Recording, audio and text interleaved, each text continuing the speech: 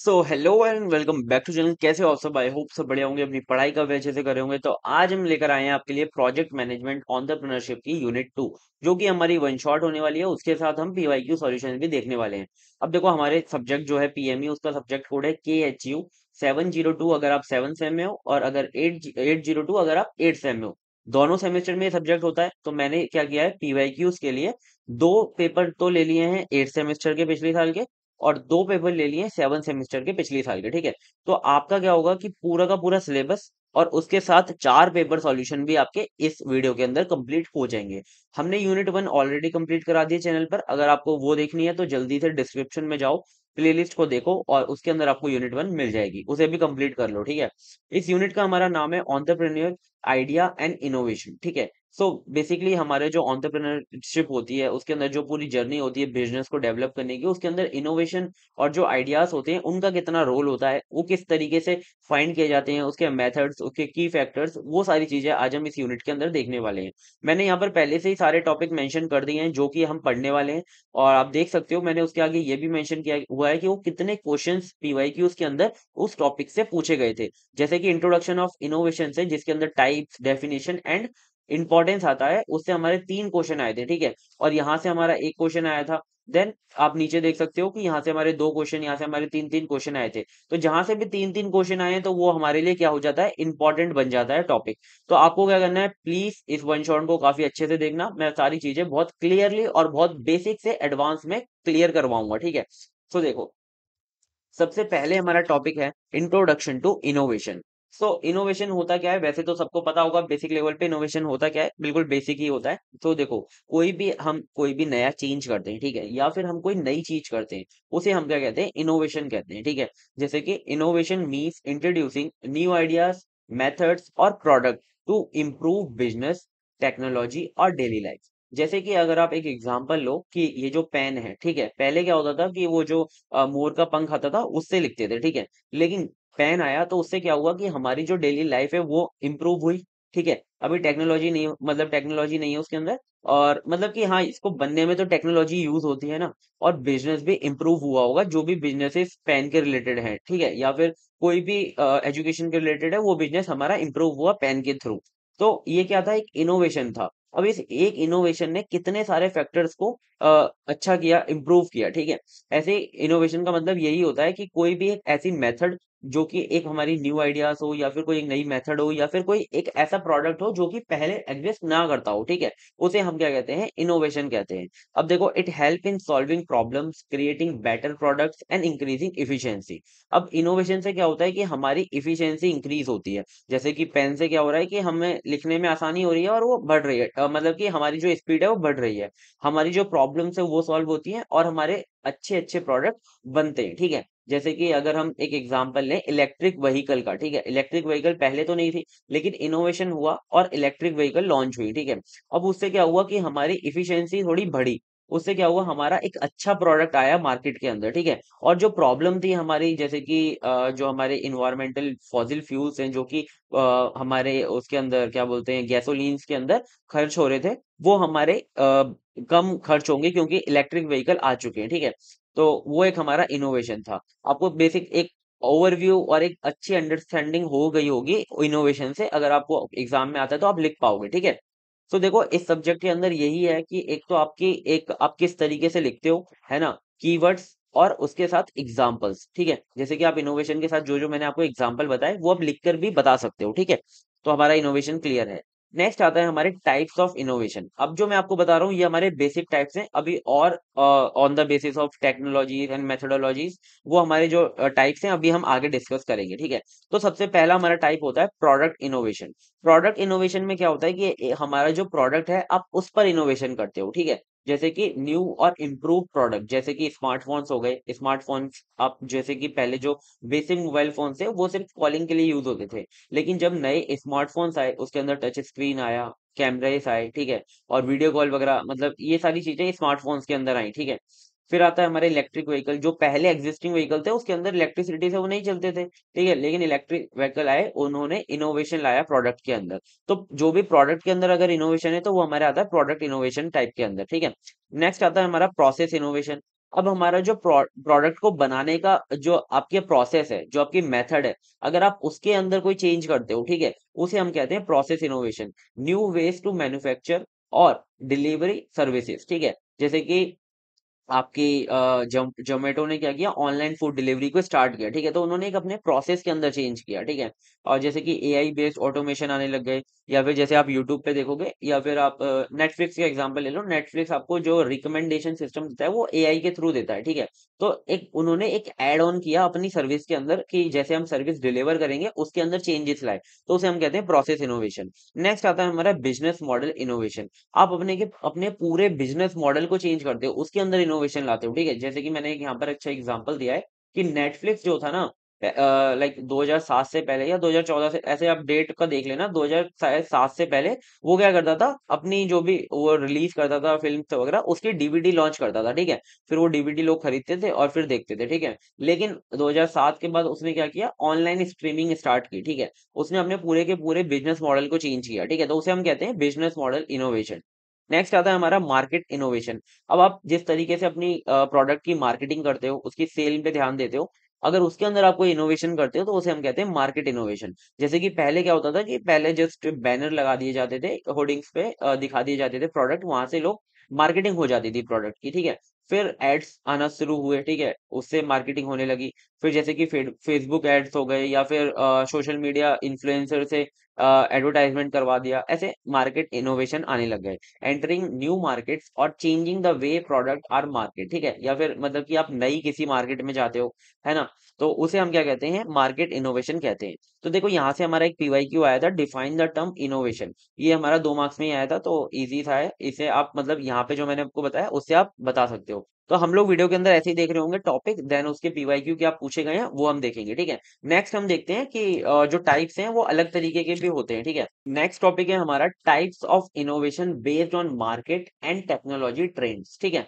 अगर ऐसे क्वेश्चन आता है कि आप इनोवेशन के टाइप्स बताओ on the basis of market and technology trend, तो आप ये वाला आंसर लिखोगे, ठीक है? तो हमारे 4 टाइप के होते हैं। एक होता है इंक्रीमेंटल इनोवेशन। इसके अंदर क्या होता है कि improving existing technology and enhancing customer value through small changes in features, design etcetera, ठीक है? इसके अंदर आप क्या करते हो, छोटे छोटे चेंजेस करते हो अपनी जो एग्जिस्टिंग सर्विस है या फिर एग्जिस्टिंग प्रोडक्ट है उसकी टेक्नोलॉजी के अंदर, उसके मेथड के अंदर, उसके अंदर छोटे छोटे चेंजेस करते हो, जिससे कि आपकी जो कस्टमर वैल्यू है वो इंक्रीज हो, ठीक है? और आपकी जो एग्जिस्टिंग टेक्नोलॉजी है वो भी इंप्रूव हो, ठीक है? सो यहाँ पे हमारा जो टारगेट होता है उसके अंदर हमारी जो कस्टमर बेस होता है वो हमारा सेम होता है, ठीक है? हमारा जो मार्केट होता है वो सेम होता है, लेकिन आप क्या करते हो, इनोवेशन करते हो थोड़ा थोड़ा एग्जिस्टिंग टेक्नोलॉजी के अंदर। जैसे कि स्मार्टफोन्स हैं, वो जैसे स्मार्टफोन है वो है, लेकिन उसके अंदर क्या होता है कि कैमरा क्वालिटी को इम्प्रूव कर दिया जाता है, उसकी बैटरी लाइफ को इम्प्रूव कर दिया जाता है, तो वो आता है हमारा इंक्रीमेंटल इनोवेशन के अंदर। नेक्स्ट आता है हमारा डिस्ट्रप्टिव इनोवेशन, ठीक है? डिस्ट्रप्टिव इनोवेशन क्या होता है, इसको हम स्टील्थ इनोवेशन भी कहते हैं। इसके अंदर आप क्या करते हो कि जो आपकी एग्जिस्टिंग मार्केट है उसके अंदर आप एक नई टेक्नोलॉजी को क्या करते हो, रिलीज करते हो, ठीक है? जैसे कि नेटफ्लिक्स ने अपनी जो ट्रेडिशनल टेक्नोलॉजी थी डीवीडी सेल करना, उसको हटा दिया था, पूरे के पूरे बिजनेस मॉडल को ही चेंज कर दिया था, लेकिन जो उनकी मार्केट थी वो सेम थी, ठीक है? यहाँ पर क्या होता है कि आपका जो ट्रेडिशनल सॉल्यूशन होता है वो चेंज हो जाता है, ठीक है?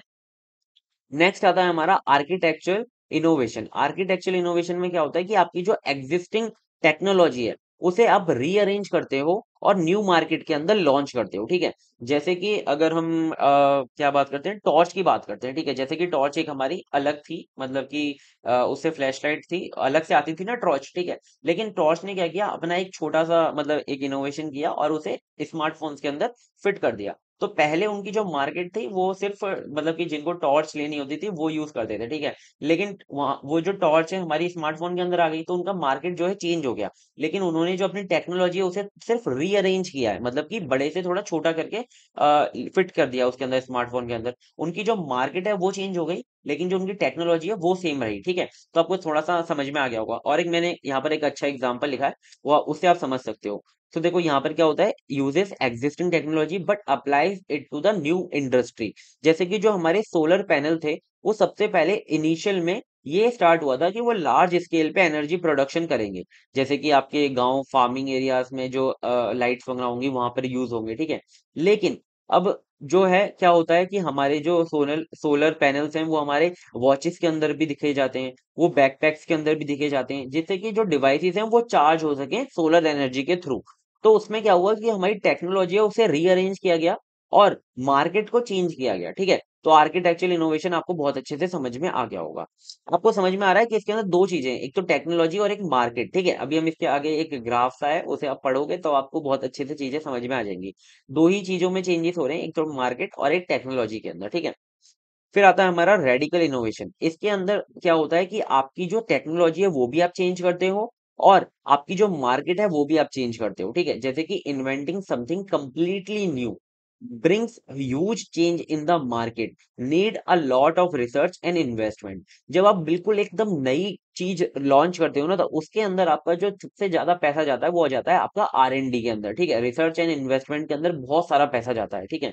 क्योंकि जब भी आप कोई नई चीज लॉन्च करते हो तो उसके लिए आपको देखना पड़ता है भाई सारी चीजें, ठीक है। क्योंकि उससे पहले अगर किसी ने करी होती तो आप उसके फुट स्टेप पे चल लेते और काम हो जाता। लेकिन उससे पहले किसी ने कुछ ऐसा नहीं किया है तो थोड़ी सी दिक्कत आती है, ठीक है।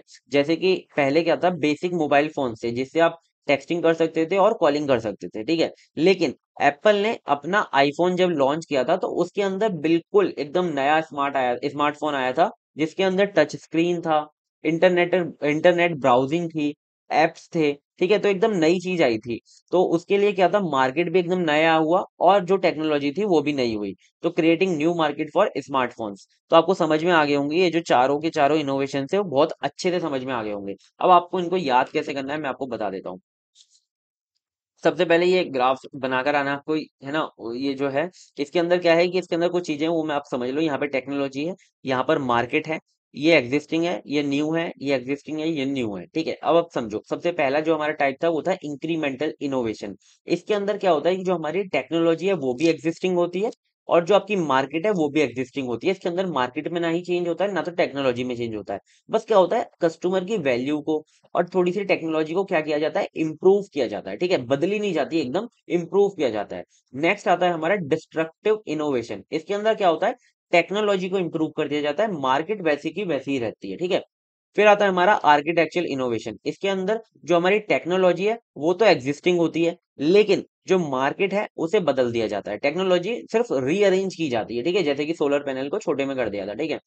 फिर जो हमारा रेडिकल इनोवेशन होता है, इसके अंदर मार्केट भी नई होती है और टेक्नोलॉजी भी नई होती है, ठीक है। तो इसके अंदर दोनों चीजें नई आती हैं रेडिकल इनोवेशन में। तो आप इससे ये याद कर सकते हो, ये हमारा एक फ्रेमवर्क है, ठीक है। तो ये आपको समझ में आ गई होंगी टाइप्स। नेक्स्ट टॉपिक में मूव करते हैं, जो कि है हमारा importance of innovation in entrepreneurship, ठीक है। तो एंटरप्रेन्योरशिप के अंदर इनोवेशन कितना ज्यादा इंपॉर्टेंट है, ठीक है। तो देखो, गिव्स अ कॉम्पिटिटिव एडवांटेज। आपको अगर भाई रहना है मार्केट के अंदर तो आपको इनोवेशन तो करते ही रहने हैं, ठीक है। अब देखो नोकिया था, अब नोकिया पहले मार्केट के अंदर कितना डिमांड में था, लेकिन जैसे स्मार्टफोन्स आए, जैसे कि कैमरा इतना एनहेंस हुआ, वीवो ओप्पो ये सब चीजें आई, ठीक है। तो इनसे क्या हुआ कि नोकिया तो भाई बिल्कुल पीछे रह गया और वो कंपटीशन में ही नहीं रहा। तो इनोवेशन से क्या होता है, आप कंपटीशन के अंदर रहते हो, business stay ahead of competitors, ठीक है। फिर आता है हमारा इम्प्रूव इफिशियंसी, है ना। आपकी जो कॉस्ट है वो रिड्यूस होती है और आपकी जो प्रोडक्टिविटी है वो बढ़ती है जितना ज्यादा आप इनोवेशन करते हो। अब आता है हमारा ड्राइव बिजनेस ग्रोथ। आपकी जो बिजनेस की ग्रोथ है, अगर आप इनोवेशन करते रहे हो तो आपके बिजनेस की ग्रोथ अपने आप होती रहेगी, ठीक है। जैसे कि एआई बेस्ड जितने भी रिकमेंडेशन सिस्टम आए हैं online platform, online streaming platforms पे, उन्होंने बहुत ज्यादा हेल्प किया है उन्हें बढ़ने में, ठीक है। और उनका टाइम भी अब कम लगता होगा जो कि पहले लगता था, ठीक है। फिर आता है हमारा एनहेंसेस कस्टमर सेटिस्फेक्शन। अब कस्टमर को भाई अब हर हर बार अगर इम्प्रूवमेंट मिलेगी तो वो अपने आप ही आएगा। और आपको जो इम्प्रूवमेंट है वो कैसे कर पा रहे हो, वो आप न्यू न्यू टेक्नोलॉजी के थ्रू और न्यू न्यू इनोवेशन के थ्रू कर पा रहे हो, ठीक है। एनकरेज प्रॉब्लम सॉल्विंग, ठीक है। Find creative solution to challenges. जो भी आपको चैलेंज आ रहे हैं उन्हें भाई सॉल्व करो, तो आपका एक इनोवेशन नया होगा, ठीक है। जो भी आपको प्रॉब्लम लग रही है, फिर आप उसके लिए कोई एक नई चीज सोचते हो कि भाई हम इसको इस तरीके से इंप्रूव करते हैं। तो आपकी जो प्रॉब्लम सॉल्विंग स्किल है या फिर जो प्रॉब्लम सॉल्विंग आपका बिजनेस के अंदर चीजें हैं वो होती हैं, ठीक है। तो ये आपको समझ में आ गया होगा कि किस तरीके से इंपॉर्टेंस होती है इनोवेशन की एंटरप्रेन्योरशिप के अंदर। एक बिजनेसमैन होता है, एक एंटरप्रेन्योर होता है, ठीक है। मतलब कि एक बिजनेसमैन तो क्या करेगा कि अपना जिस तरीके से बिजनेस चल रहा है वो अपना बैठा रहेगा, इतना आ रहा है 10,000 महीने का तो ठीक है, कोई दिक्कत नहीं है। लेकिन जो एंटरप्रेन्योर होता है ना, वो रिस्क लेने का अपने अंदर जज्बा रखता है, वो इनोवेशन करने करता रहता है, ठीक है, ग्रोथ करता रहता है अपने बिजनेस के अंदर, इतना याद रखो। इसके इससे हमारा एक क्वेश्चन आया था कि what is the concept of innovation, discuss its importance. तो इनोवेशन मैंने आपको पहले बताया था, वो आप बता दोगे, और आपने जो अभी इंपॉर्टेंस बताई वो आप बता दोगे, ठीक है। तो ये क्वेश्चन भी आपका हो जाएगा। नेक्स्ट आता है हमारा topic, what is entrepreneurial idea generation. ठीक है, अब आइडिया जनरेशन का क्या मतलब होता है? बेसिकली वही, आप जो नए आइडियाज को जनरेट करते हो उसी को हम कहते हैं idea generation. Entrepreneurial idea generation is the process of coming up with new and innovative business ideas that have the potential to succeed in the market. ठीक है, ऐसे आइडिया लाए जाएं जो कि बिजनेस के रिलेटेड हो और उसे वो मार्केट के अंदर एक अच्छी तरीके से इम्प्लीमेंट कर सकें, जिससे कि उनके जो बिजनेस है उसको मार्केट के अंदर सक्सेस मिल सके। ठीक है, तो आपको समझ में आ गया होगा कि एंटरप्रेन्योर आइडिया जनरेशन होता क्या है। It involves creativity, problem solving and market research. ये सारी चीजें बहुत ज्यादा जरूरी होती है। जब तक अगर आपने मार्केट रिसर्च नहीं किया है और आप एक नया आइडिया ला रहे हो, तो बहुत कम चांसेस है कि वो मार्केट के अंदर आपको सक्सेस दे। ठीक है, अगर जैसे कि आप घर में बैठ के एकदम मस्त सोच रहे हो कि मैं ऐसा लॉन्च कर दूंगा, ऐसे हो जाएगा, तो ऐसा नहीं होता। आपको पहले मार्केट में जाके देखना पड़ेगा कि जो हम सोच रहे हैं उसकी नीड असलियत में है या नहीं है। अगर नहीं है तो फिर वो नहीं चलेगा, अगर है तो फिर चलेगा। ठीक है, तो उसके अंदर problem solving, creativity, market research बहुत ज्यादा इन्वॉल्व होता है। नेक्स्ट आता है हमारा methods of generating business ideas. अब कौन कौन से मेथड्स हैं? सबसे पहला तो यही है कि एक तो आपको मार्केट रिसर्च मैंने बता ही दिया कि आप ट्रेंड्स को एनालाइज करो, कस्टमर की नीड को समझो, अपने जो कॉम्पिटिटर्स हैं वो क्या कर रहे हैं, उनके अंदर क्या दिक्कतें हैं, उनसे उन्हें इम्प्रूव करो। ठीक है, अब ब्रेन स्ट्रोमिंग करो। ब्रेन स्ट्रोमिंग करना तो बहुत ज्यादा जरूरी है, क्योंकि आपको मल्टीपल आइडियाज तो उसी से आएंगे। जब आपको मल्टीपल आइडियाज आएंगे, उनको आप जो एग्जिस्टिंग मार्केट है उसके अंदर इम्प्लीमेंट करके देखोगे, तब आपको नए आइडियाज जो है जनरेट होंगे बिजनेसेस के लिए। ये अगर जिसका बिजनेस माइंडसेट है उसे अपने आप ये टॉपिक समझ में आ रहे होंगे। ठीक है, प्रॉब्लम सॉल्विंग अप्रोच होनी चाहिए। अगर कोई प्रॉब्लम एग्जिस्ट करती है तो उसका सॉल्यूशन प्रोवाइड कराओ और उससे बिजनेस बनाओ। ठीक है, जैसे कि हमारा ऑनलाइन फूड डिलीवरी का जोमेटो लाया भाई, वो कितना जल्दी आया। ठीक है, जैसे कि ई कॉमर्स है, ठीक है, ई कॉमर्स जैसे कि हमारे फ्लिपकार्ट हो गए, अमेजोन हो गया। ठीक है, ये कितना अच्छा काम कर रही थी भाई कि आपके प्रोडक्ट एक दिन के अंदर, एक दिन में, 2 दिन में पहुंच जाते थे। ठीक है, लेकिन अब आ गया quick e commerce. Quick e commerce ने क्या किया कि भाई आपको 10 मिनट के अंदर डिलीवरी दे दी, 15 मिनट के अंदर डिलीवरी दे दी। तो क्या हुआ कि जो उसने, अब बहुत कम लोग थे जो कि सोच रहे थे कि यार इससे अच्छा क्या हो सकता है कि एक दिन 2 दिन, अब उन्होंने 10 मिनट के अंदर कर दिया। तो उन्होंने क्या किया, प्रॉब्लम को फिगर आउट किया और उसे सॉल्व किया। तो समझ रहे हो ना। फिर आता है हमारा कस्टमर फीडबैक। कस्टमर फीडबैक बहुत ज्यादा जरूरी होता है, जिससे कि आप इनोवेशन कर सकते हो और न्यू न्यू आइडियाज ला सकते हो। जो भी आपके कस्टमर का पेन पॉइंट है उसे अंडरस्टैंड करो और उनकी जो एक्सपेक्टेशन है उनको पूरा करो, फुलफिल करो। ठीक है, ऑब्जर्विंग ट्रेंड्स, जिस तरीके से ट्रेंड्स शिफ्ट हो रहे हैं इंडस्ट्रीज के अंदर, उस तरीके से चेंज हो जाओ। ठीक है, वरना आप ही रह जाओगे पीछे और सब आगे निकल जाएंगे। पर्सनल इंटरेस्ट एंड हॉबीज, अगर आपकी है तो भाई बहुत अच्छा रहेगा। आपका जो पैशन है अगर आप उसे बिजनेस के अंदर लाओगे तो आप पक्का सक्सेस में रहोगे। ठीक है, अदरवाइज अगर आपका पैशन नहीं है और आप बिजनेस करोगे तो आपको नए आइडिया आने ही नहीं वाले, क्योंकि आप उसको टाइम ही नहीं दोगे। आपके लिए खुद वो सिरदर्द रहेगा, तो आप कैसे नई आइडिया ढूंढोगे।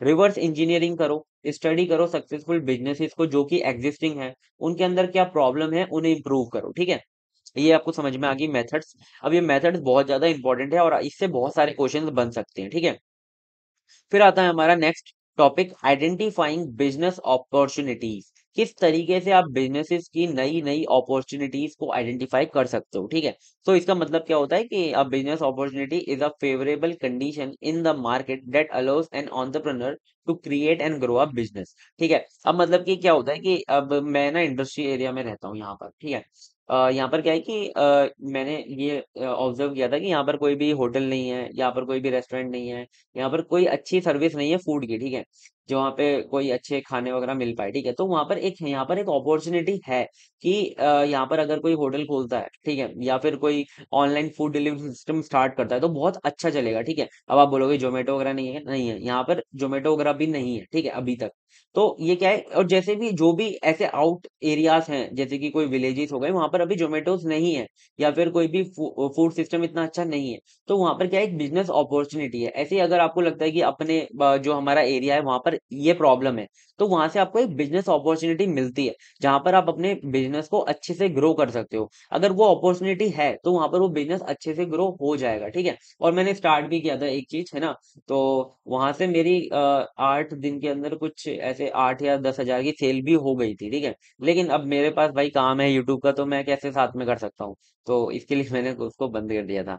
फिर आता है हमारा की फैक्टर्स। की फैक्टर्स ये है कि सबसे पहले तो मार्केट की डिमांड होनी चाहिए, जैसा कि मैंने आपको बताया। अगर उसकी मार्केट की डिमांड है, अगर आपने उसे कर लिया सर्च, जैसे कि मैं यहाँ पर कंपनी के अंदर गया था, मैंने पूछा था कि आपको क्या सर्विस की जरूरत है ऐसे, तो हाँ थी।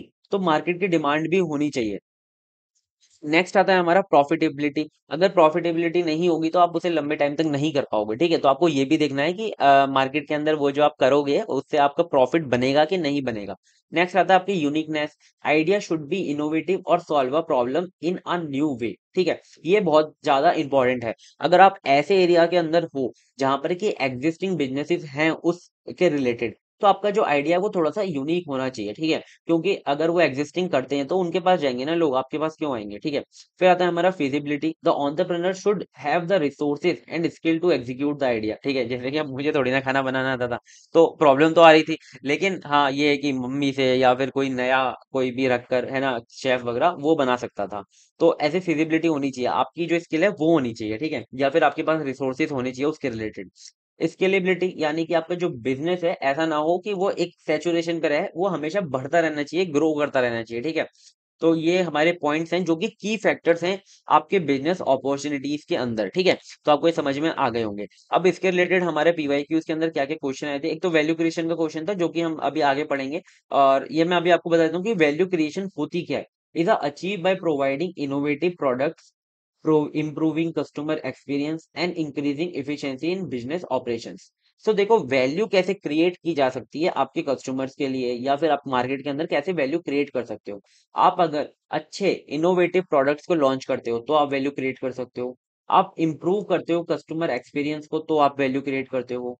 आप अपने बिजनेस के ऑपरेशन के अंदर कितनी स्पीड ला सकते हो, किस आपने एक ऑपरेशन सोचा है कि जैसे कि हमारा एक फोन बनने का एक पूरा ऑपरेशन होता है कि पहले असेंबल होगा, फिर टेस्टिंग की जाएगी, फिर लॉन्च किया जाएगा, तो वो ऑपरेशंस हैं, ठीक है। तो उन ऑपरेशंस को आप कितनी जल्दी करते हो, उससे क्या होता है कि आपकी एक वैल्यू क्रिएट होती है मार्केट के अंदर, ठीक है।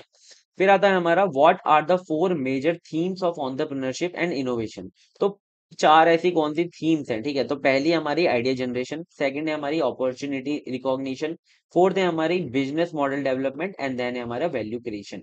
ये चार थीम्स हैं जिन्हें आपको याद रखना है, 2 मार्क्स के अंदर कभी कभी पूछी जाती है, ठीक है। नेक्स्ट आता है हमारा what is the importance of identifying business opportunity.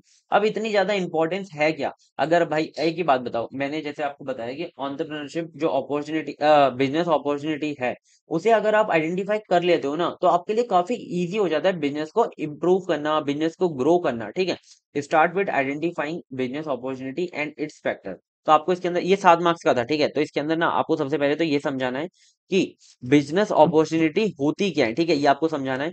फिर आपको इसके की फैक्टर समझाने हैं, जिससे कि क्या होगा, आपका ये क्वेश्चन कंप्लीट हो जाएगा, ठीक है। और भी आप चीजें इसके अंदर ऐड ऑन कर सकते हो, जैसे कि आप इसके अंदर इंपॉर्टेंस बता सकते हो, जैसे कि help in finding a profitable and scalable idea, है ना। अगर आपके पास बिजनेस अपॉर्चुनिटी है तो आपका जो बिजनेस है वो प्रॉफिटेबल रहेगा और स्केलेबल रहेगा। और reduce risk bye identifying market demand. आपको ज्यादा रिस्क भी नहीं लेनी पड़ेगी कि आप बिल्कुल नया प्रोडक्ट लॉन्च कर रहे हो तो दिक्कत होती है, ठीक है। लेकिन आपको जाकर अगर मार्केट के अंदर डिमांड देख लेते हो कि है, तो लॉन्च करते हो तो सही रहता है, आपकी ज्यादा रिस्क नहीं रहती। गिव्स अ कॉम्पिटिटिव एडवांटेज, ठीक है। जब आप एक पहले से ही अपॉर्चुनिटी देखकर आए हो कि भाई यहाँ पर है, बिजनेस बन सकता है, तो आप कंपटीशन के ऊपर ही रहोगे हमेशा, ठीक है। फिर आता है हमारा एग्जांपल्स, जैसे कि अमेजोन ने ये आइडेंटिफाई किया था कि ऑनलाइन शॉपिंग जो है उसकी नीड है मार्केट के अंदर, वहां पर है अपॉर्चुनिटी जहां पर की बिजनेस बन सकता है। ऐसे जोमेटो ने भी रिकॉग्नाइज किया था कि हाँ, फूड डिलीवरी की जो ऑनलाइन सिस्टम है वो उसकी डिमांड है, तो वो भी आकर अपना मस्त कर पाए, ठीक है। फिर तो देखो, एक बार आपने मार्केट के अंदर अपॉर्चुनिटी देख ली, फिर आपने बिजनेस को स्टार्ट कर लिया, फिर तो आपको क्या करना है, एक तो आपको उसकी ग्रोथ पे ध्यान देना है, आपको ऑपरेशन को और इम्प्रूव करना है, और आपके जो एग्जिस्टिंग जो चीजें हैं उन्हें आपको बस इम्प्रूव करते रहना है, ठीक है। तो बहुत सही रहेगा, आपका बिजनेस अपने आप ही ग्रो हो जाएगा। अब इससे रिलेटेड एक और क्वेश्चन आया था कि ये सब पीवाईक्यूज मैं आपको बता रहा हूँ, जैसे कि यहाँ पर हमारा टॉपिक खत्म हो गया। फिर हम क्या कर रहे हैं, पीवाईक्यूज आपको बता रहा हूँ, जैसे कि ये पीवाईक्यू के अंदर पूछा गया था, ये क्वेश्चन था, ये क्वेश्चन था। नेक्स्ट हमारा ये क्वेश्चन था, how do you find business opportunities in the present market, what are the characteristics of business opportunity. तो सबसे पहले तो आपको मेथड्स बतानी थी, ये वाली, या ये वाला जो मेथड्स है आपको ये बतानी थी। इसके अंदर ब्रेनस्टॉर्मिंग से आप फाइंड कर सकते हो, आप मार्केट रिसर्च से फाइंड कर सकते हो, ठीक है। फिर आपको क्या बताने थे, ये जो की फैक्टर्स है ना, ये आपको बताने थे कैरेक्टरिस्टिक्स के अंदर, ठीक है। तो आपको समझ में आ गया होगा कि कैसे मतलब कि आप क्वेश्चन को अटेम्प्ट करोगे। तो 10 मार्क्स का क्वेश्चन था, इसके अंदर आपको बिजनेस अपॉर्चुनिटी को कैसे फाइंड किया जाए प्रेजेंट मार्केट के अंदर, और कैरेक्टरिस्टिक्स बतानी थी बिजनेस अपॉर्चुनिटीज की, ठीक है। ये आपका यहाँ तक कंप्लीट है। नेक्स्ट हमारा टॉपिक आता है, यहाँ तक हमारा जो हाफ पोर्शन है ना, जो हमारे पूरे यूनिट का, वो हमारा कंप्लीट हो गया है, ठीक है। नेक्स्ट आता है हमारा management skills for entrepreneurs, managing for value creation. तो ये हमें कुछ मैनेजमेंट स्किल पढ़नी है, और हमें कैसे एक वैल्यू को क्रिएट कर सकते हैं, उसे कैसे मैनेज कर सकते हैं, वो हमें पढ़ना है। तो सबसे पहले देखते हैं कि मैनेजमेंट स्किल एंटरप्रेन्योर्स के लिए क्या है, ठीक है। तो entrepreneur need various skills successful to successfully start and run business. अगर एंटरप्रेन्योर्स के पास अलग अलग स्किल नहीं होंगी, जैसे कि मैनेजमेंट स्किल नहीं होंगी, तो वो अपने बिजनेस को अच्छे से ग्रो नहीं कर पाएगा, ठीक है।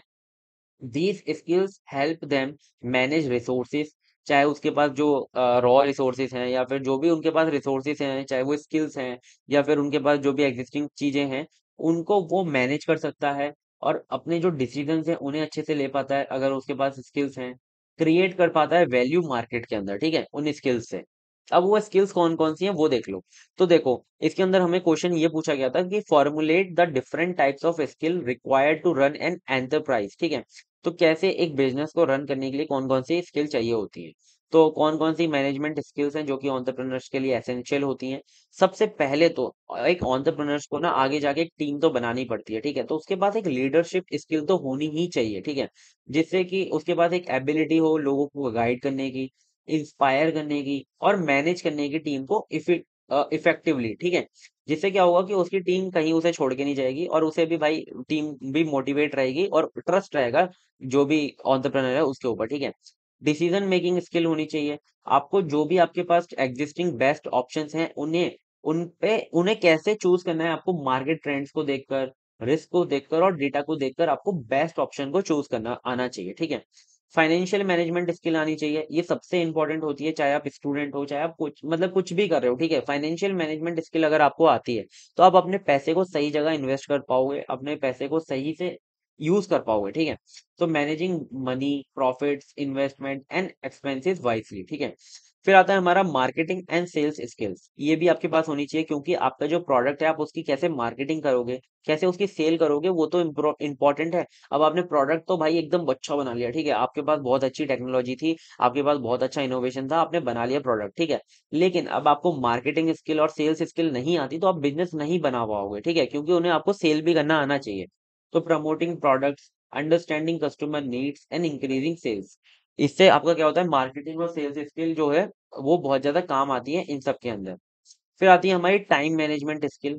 इससे क्या होगा कि आपका जो टाइम है वो आप अच्छे से मैनेज कर पाओगे। आपको क्या करना है, अपने जो टास्क हैं उनमें प्रायोरिटाइजिंग करना है, जिनकी ज्यादा प्रायोरिटी है उन्हें जल्दी करो कंप्लीट, और उन्हें पहले करो कंप्लीट, जिनकी नहीं है उन्हें बाद में कर लो, ठीक है। प्रॉब्लम सॉल्विंग स्किल होनी चाहिए आपकी। अगर चैलेंज आता है तो उससे आपको ओवरकम करना आना चाहिए, ठीक है, उसे सॉल्व करना आना चाहिए। ये सारी हमारी मैनेजमेंट स्किल थी, जो कि हर एक एंटरप्रेन्योर के पास होनी ही चाहिए, ठीक है, बहुत ज्यादा एसेंशियल होती हैं। मैनेजिंग फॉर वैल्यू क्रिएशन, कैसे आप वैल्यू क्रिएट कर सकते हो, कैसे उसे मैनेज कर सकते हो। Value creation is the process of providing product services that customer find useful and are willing to pay for, ठीक है।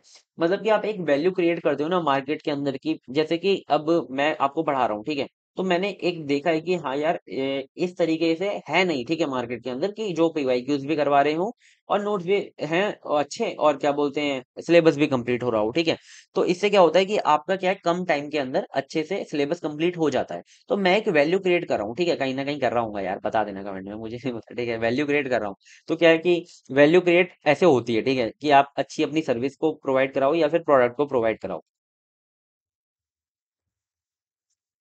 हाउ टू क्रिएट वैल्यू, ये सबसे इंपॉर्टेंट है, ये तो आपको समझना ही चाहिए। सबसे पहले तो आप कस्टमर की नीड को समझो, ठीक है?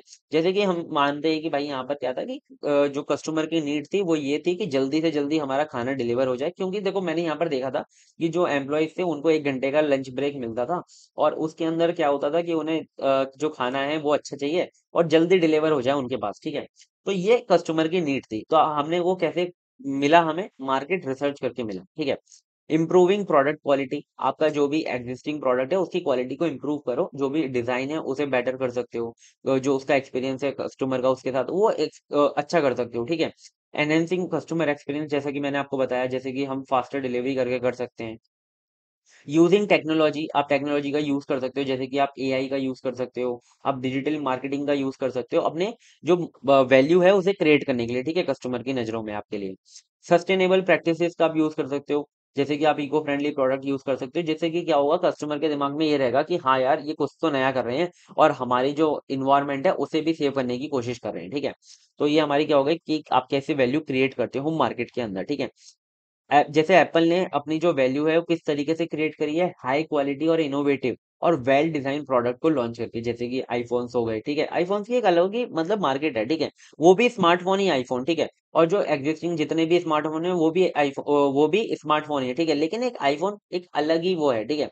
मतलब कि आजकल तो इतना वो कर दिया, बट हाँ, एक थी मार्केट आईफोन की, ठीक है, अभी भी है। और मैकबुक, है ना? उनका क्या है कि अलग ही एक अपना इकोसिस्टम है बहुत अच्छा, और उनकी जो क्वालिटी है वो भी काफी हाई है। तो एप्पल उस पे काम करती है, ठीक है, जिससे कि वो वैल्यू क्रिएट कर सके मार्केट के अंदर। और इससे कौन कौन से क्वेश्चन पूछे गए थे, तो what do you mean by value creation, ये पूछा गया था। How do you create value, ये पूछा गया था। Formulate the different types of skill required to run an enterprise, ठीक है? तो ये सारे मैंने क्वेश्चन आपको सॉल्व भी करवा दिए पीछे, तो ये आप देख लेना कि ये क्वेश्चन पूछे गए थे। अब हमारा आता है topic next, creating and sustaining enterprise model organisational effectiveness. ये हमारे दो टॉपिक्स हैं, इनको जल्दी से देखते हैं। सबसे पहले ये कि ऑन द एंटरप्राइजिंग मॉडल होता क्या है, ठीक है? तो देखो, कोई भी बिजनेस का एक मॉडल होता है, ठीक है, उसको हम कहते हैं enterprising model. An enterprising model refer to the structured plan, strategy and framework an entrepreneur follows to start, run and grow a business successfully. कोई भी एक ऐसा मतलब प्लान पहले से, या फिर कोई एक स्ट्रेटेजी, उसे हम कहते हैं क्या, एंटरप्राइजिंग मॉडल, ठीक है? तो ये कहाँ-कहाँ पर आपको हेल्प करता है? एक तो आपको बिज़नेस अपॉर्च्युनिटीज़ को आइडेंटिफ़ाई करने में हेल्प करता है। रिसोर्सेज़ को आप इफेक्टिवली यूज़ कर पाते हो, मैनेज कर पाते हो, और आपको लॉन्ग टर्म सस्टेनेबिलिटी मैनेज बनाने में आपको हेल्प करता है। जैसे कि आप लॉन्ग टर्म प्रॉफिट कमा पाओ या फिर अपने बिज़नेस को बिना रोके चला पाओ, ठीक है?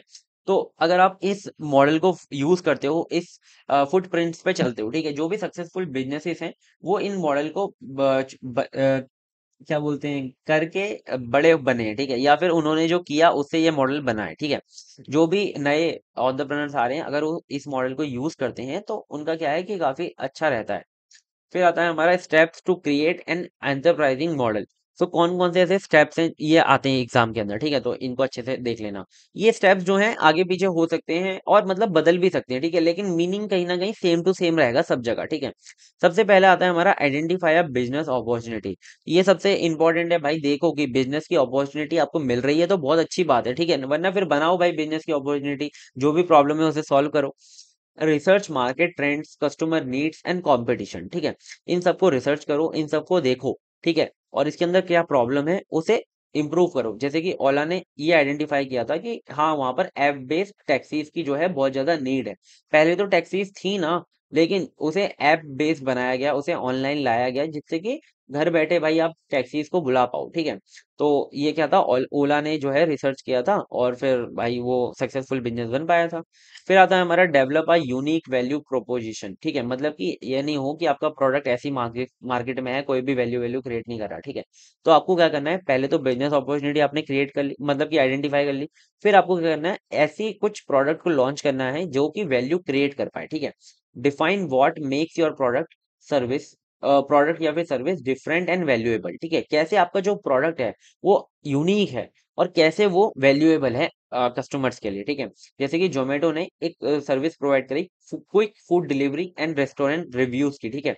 मतलब कि आप ऐप पर एक तो फूड डिलीवरी भी कर सकते हो, और वो जो फूड डिलीवरी कोई जोमेटो थोड़ी ना बना के देता है, उन्होंने रेस्टोरेंट के साथ टाइप कर रखा है, और रेस्टोरेंट से क्या होता है, वो जो फूड है वहां से वो पिकअप होता है और आपको मिल जाता है, ठीक है। और आप वहां पर रिव्यू दे सकते हो रेस्टोरेंट के लिए, ठीक है।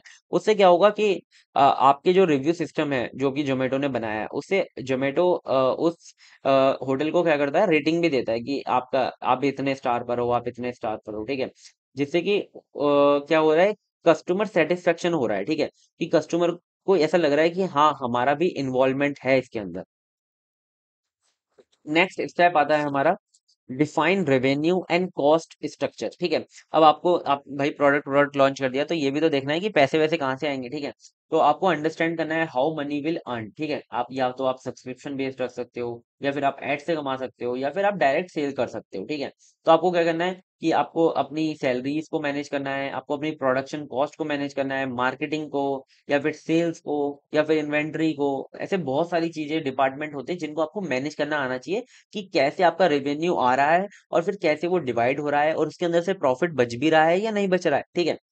अब आता है हमारा next step, create an effective business model. अब अलग अलग तरीके के बिजनेस मॉडल होते हैं, वो हमारा बी टू बी हो सकता है, या तो आप बिजनेस टू बिजनेस ही कर रहे हो, या तो आपका बी टू सी हो सकता है, बिजनेस टू कस्टमर है, ठीक है, डायरेक्ट आप कस्टमर से डील कर रहे हो, या तो आपका फ्रेंचाइज बेस्ड भी हो सकता है, ठीक है। ऐसे और भी मॉडल होते हैं, मुझे उनके बारे में नहीं पता, मुझे तीन पता है, तो ये मैंने आपको बता दिया, ठीक है। जैसे कि अमेजोन फॉलो करता है बी टू बी भी, अगर कोई बल्क में ऑर्डर कर रहा है तो भाई वो बी टू बी जाएगा। अगर कोई एक दो प्रोडक्ट लॉन्च खरीद रहा है तो वो बी टू सी रहता है, ठीक है। जैसे कि हमारा वो है ना इंडिया मार्ट, ठीक है, वो ज्यादातर बी टू बी है। वहां से बिजनेसेस जो हैं वो बल्क में ऑर्डर करते हैं और उन्हें सस्ता मिल जाता है। लेकिन क्या आपको अगर एक प्रोडक्ट चाहिए तो वहां पर जाओगे? नहीं जाओगे। आप अमेजोन पे जाओगे, आप फ्लिपकार्ट पे जाओगे, वहां से खरीद लोगे, या फिर कोई कॉमर्स पे जाओगे, वहां से खरीद लोगे, ठीक है। तो वो जो बिजनेस मॉडल है वो अलग अलग है, ठीक है। जैसे कि हमारा जो वो था एमबीए चाय वाला, ठीक है, वो क्या है, वो हमारा फ्रेंचाइज बेस्ड है, ठीक है। वो अपनी फ्रेंचाइज देता है लोगों को, और उसका कुछ परसेंटेज रख लेता है, ठीक है। नेक्स्ट आता है हमारा topic, focus on innovation and adaptability, ठीक है। जैसे कि मैंने आपको बताया, यहाँ तक हमारा बिजनेस मॉडल पूरा सेट हो गया है, फिर आपका बिजनेस चल रहा है। फिर आपको हमेशा ध्यान रखना है कि आप कस्टमर सेटिस्फेक्शन के लिए एक तो आपको इनोवेशन करना है, और आपके ऑपरेशंस भी इंप्रूव हो सकें, आपके ऑपरेशन भी इफेक्टिवली रन कर सकें। इसके लिए आपको इनोवेशन करना है, और अडेप्टेबिलिटी रहनी चाहिए आपके अंदर, ठीक है। जो भी मार्केट के अंदर ट्रेंड्स आ रहे हैं, उनके थ्रू, उनके उनके लिए आप चेंज हो पाओ, और आप नई नई इनोवेशन ला पाओ, अपने प्रोडक्ट को इंप्रूव कर पाओ, ठीक है। तो देखो, businesses must evolve with changing market trends and technologies, वरना वहीं रह जाओगे, आगे नहीं बढ़ पाओगे, ठीक है। Sustain growth with customer satisfaction, ठीक है। Provide excellent service to retain customers, ठीक है। हमेशा हमेशा यही समझो कि भाई कस्टमर जो है ना वही सब कुछ है।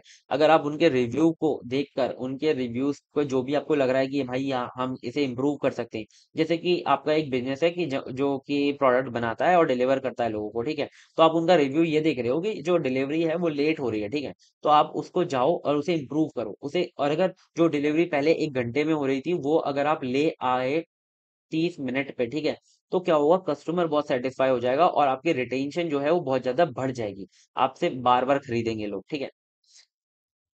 व्हाट इज ऑर्गेनाइजेशनल इफेक्टिवनेस, ठीक है, इससे अभी तक कोई क्वेश्चन नहीं आया, तो मैं आपको बता देता हूँ कि ऑर्गेनाइजेशनल इफेक्टिवनेस होती क्या है। तो देखो, एक ऑर्गेनाइजेशन का रोल, गोल क्या रहता है सीधा, कि भाई बिजनेस को ग्रो करना, प्रॉफिटेबिलिटी, ठीक है, प्रॉफिटेबल बनाना।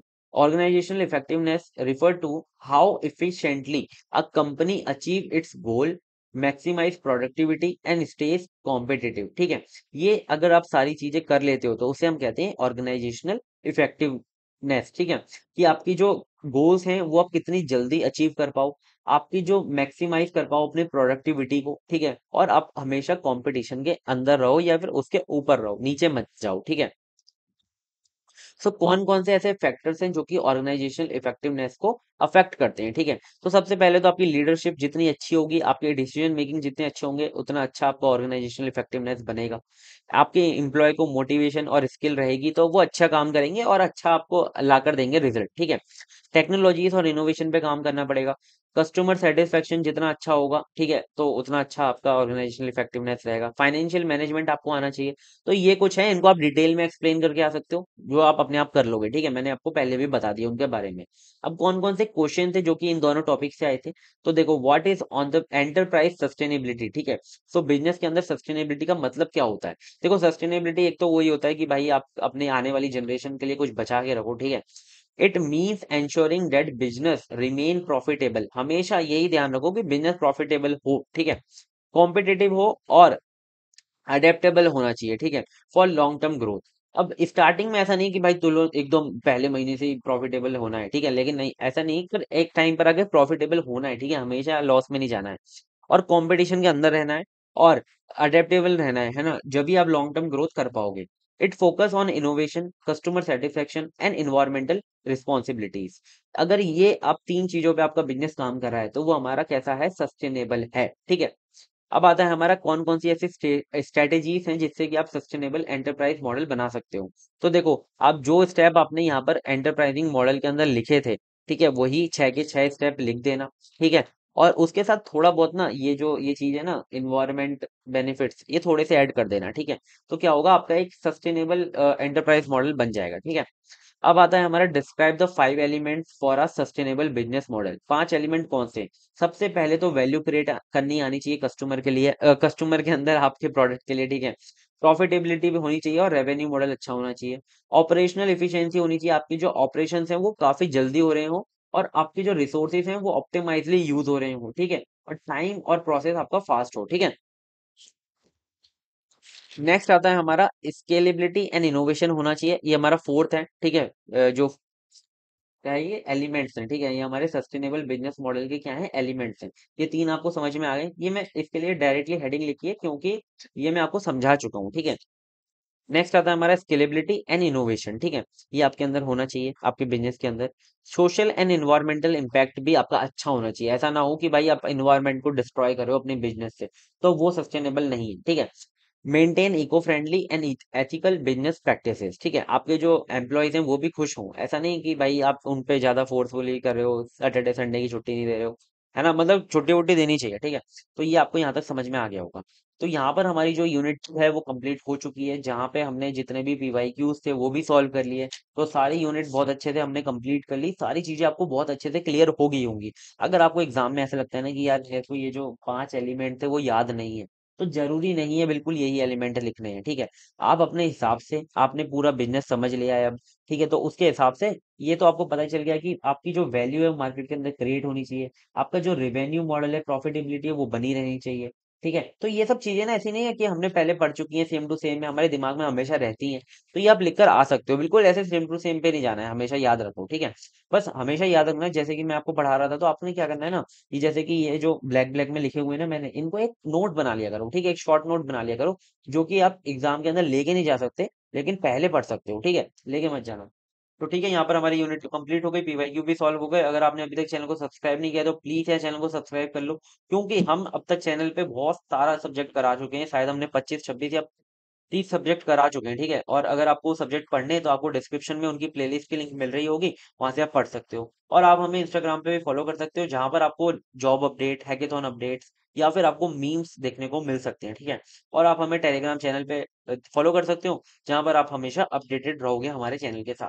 तो मिलते हैं नेक्स्ट वीडियो में। अगर आपको ये वीडियो बहुत अच्छी लगी तो प्लीज वीडियो को लाइक कर देना और एक अच्छा सा कमेंट कर देना। मिलते हैं नेक्स्ट वीडियो में, तब तक के लिए bye bye, take care and all the best for exams. अच्छे से पढ़ो, अच्छे मार्क्स लाओ।